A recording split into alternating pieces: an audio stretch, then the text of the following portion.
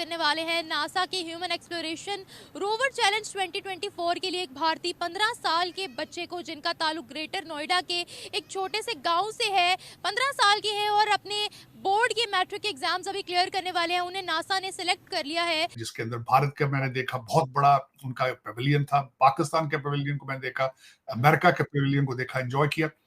और जो दुबई का जो मैंने खासकर जो चीजें नोटिस की अबू धाबी और दुबई के अंदर, पैसा जाहिर उनका है लेकिन दिमाग दूसरे लोगों का है, इमिग्रेंट्स का लगा है वहां पे। आप जो पाकिस्तान के अंदर भी बैठ के बहुत सारे लोग गालियां बकते हैं, जायद हमीद जैसे बंदे, इनको अगर आप उठाकर देखोगे तो हिंदू पंडितों को, ब्राह्मण्स को गालियां बकेगा।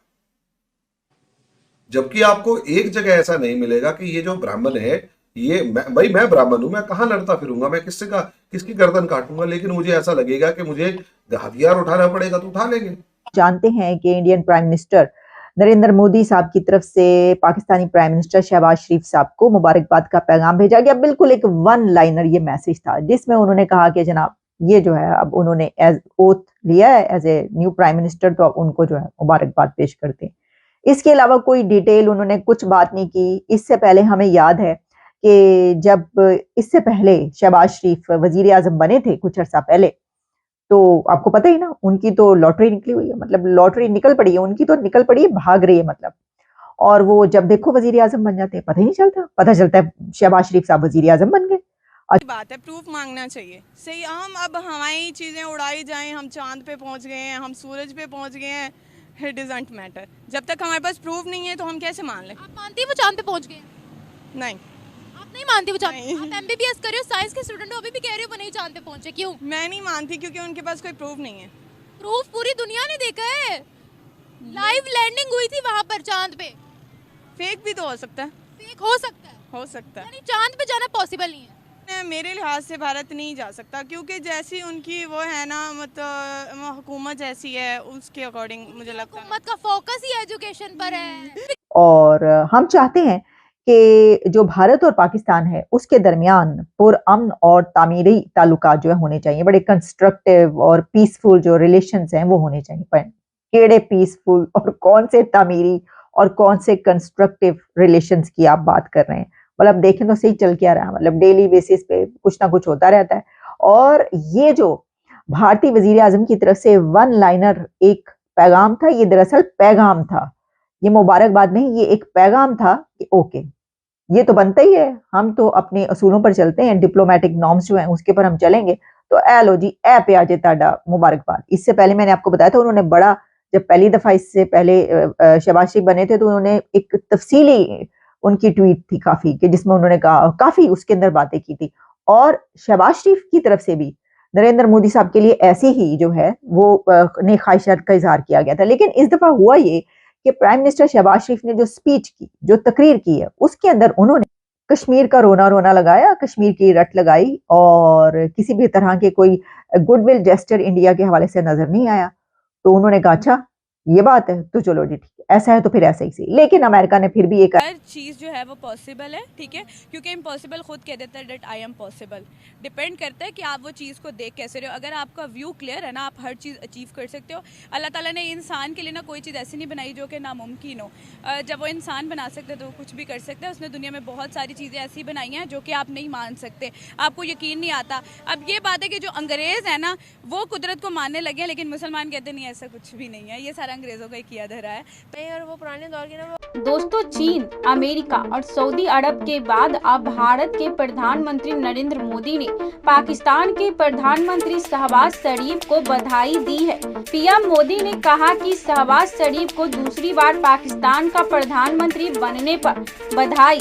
पीएम मोदी ने यह बधाई ऐसे समय पर दी है जब शहबाज शरीफ ने सत्ता संभालने के ठीक बाद कश्मीर को लेकर जमकर जहर उगला था। इससे यह अटकलें लगने लगी थी कि वह दोनों देशों के बीच तनाव अभी बना रह सकता है। वहीं इससे पहले शहबाज शरीफ के भाई नवाज शरीफ ने अपने चुनाव प्रचार के दौरान बार बार ऐलान किया था कि वह अगर सत्ता में आते हैं तो रिश्तों को फिर से संभाल करेंगे। इससे पहले शहबाज शरीफ ने सोमवार को पाकिस्तान के प्रधानमंत्री पद की शपथ ली। वह 2022 के बाद दूसरी बार देश की भागदौड़ संभालेंगे। शहबाज ने दूसरी बार ऐसे समय में पाकिस्तान की बागडोर संभाली है जब देश आर्थिक बदहाली का सामना कर रहा है। राष्ट्रपति आरिफ ने राष्ट्रपति भवन ऐवान-ए-सद्र में आयोजित एक समारोह में 72 वर्षीय शहबाज को पद की शपथ दिलाई। संक्षिप्त समारोह पवित्र कुरान के पाठ के साथ शुरू हुआ। इसके बाद शपथ ग्रहण हुआ। समारोह में तीनों सेनाओं के प्रमुख वरिष्ठ अधिकारी, राजनयिक। भारत और पाकिस्तान के बीच कश्मीर में अनुच्छेद 370 की समाप्ति के बाद से ही ज्यादा तनाव हुआ है। पाकिस्तान ने भारत के साथ हर तरह के व्यापार पर रोक लगा रखी है। इससे शर्त रखी है कि जम्मू कश्मीर में अनुच्छेद 370 को फिर से बहाल किया जाए कि वह कानून अब इतिहास है। भारत के सख्त रुख के बाद शहबाज शरीफ अपने पिछले कार्यालय में भी सऊदी अरब से लेकर यूएई तक से गुहार लगा चुके हैं। तो मिलते हैं नेक्स्ट वीडियो में, तब तक के लिए धन्यवाद। पहुंची हैं। अच्छा जी, अब जरा थोड़ी सी हम बात किए लेते हैं। ये जो मुकेश अंबानी साहब के बेटे की प्री वेडिंग सेलिब्रेशन थी, उसका नशा उतरने में नहीं आ रहा है। हैंगओवर है जो कि अब उतर नहीं रहा। और हो ये रहा है कि पाकिस्तान के मीडिया पर, सोशल मीडिया पर कुछ इमेजेस वायरल हो रहे हैं और वीडियोस, जिसमें बताया जा रहा है जैसे कि एक नीता अंबानी साहिबा की एक पिक्चर जो है वो लगाई गई, उसके ऊपर लिखा गया टोटल जीडीपी ऑफ पाकिस्तान। मैंने कहा है ये क्या है जीडीपी? तो मैं पता ही चला कि उन्होंने जो जेवरात पहने हैं, यानी एमरल्ड का उन्होंने बहुत बड़ा से एक सेट पहन रखा था, तो उसकी ज्वेलरी को कहा गया कि ये देखिए, ये तो जो है ये पाकिस्तान की जीडीपी से ज्यादा मालियत का तो इन्होंने सोना और ज्वेलरी और जेवरात पहन रखी हैं। तो बात तो सही है, बात तो सच है, मगर बात है रुसवाई की। बात निकलेगी दूर तलक जाएगी, तो सिचुएशन तो यही है। तो फिर उसके बाद ये भी कहा जा रहा है कि उन्होंने 0.1% मुकेश अंबानी ने खर्च किया। आपको पता है, जो लोग ये कह रहे हैं कि जनाब ना पैसा खर्च करता है, तौबा मेरी इस्तगफार, यानी कि ये तो पैसा पानी की तरह बहाया है, ये क्या कर दिया, ये तो बड़ी गलत बात है, ये इतनी शो ऑफ। तो ऐसा बिल्कुल नहीं है। मैं आपको ये बताना चाहती हूँ कि मुकेश अंबानी ने अपनी टोटल नेटवर्थ का 0.1% खर्च किया है। ये उन लोगों से बहुत मुख्तलिफ है कि जिनके पास थोड़ी सी दौलत होती है, थोड़ा सा पैसा होता है या नहीं होता, तो वो भी अपनी जमा पूंजी लुटा देते हैं शादी पर। बैंकों से पैसे कर्जा ले, ये कर वो कर, जहेज में, ये सब। वैसा नहीं किया उन्होंने। अगर वो वैसा करते तो फिर तो वो पैसा अपनी आकर हम अपनी गवर्नमेंट के ऊपर आ जाते हैं कि गवर्नमेंट इन्वेस्ट उस जगह पर करिए जिसकी अभी हमें शायद ज़रूरत नहीं है। हमें सबसे पहले ना एजुकेशन सिस्टम स्ट्रॉन्ग करना पड़ेगा, जिसमें हमारी कौम का मुस्तकबिल छुपा हुआ है। हम उसे इग्नोर करके ना, हमें ज़रूरत है सड़कों की और बाकी सारी चीज़ों की ज़रूरत है। ठीक है, हम ये सब बच्चों कर सकते हैं। इतने दिमाग कहाँ से आते हैं कि नासा इंडिया की स्पेस अमेरिका की स्पेस एजेंसी तक रसाई हासिल कर रहे हैं वो? अच्छा, दिमाग पाकिस्तान के बच्चों के पास भी बहुत ज़्यादा है। आपने जितनी भी डेवलपमेंट देखी ना, वो स्टार्ट जो थी ना, वो पाकिस्तान से हुई थी, मुस्लिम ममालिक से स्टार्ट हुई थी। अब उनकी गवर्नमेंट जो है वो सपोर्ट करती है, हमारी गवर्नमेंट सपोर्ट नहीं करती है।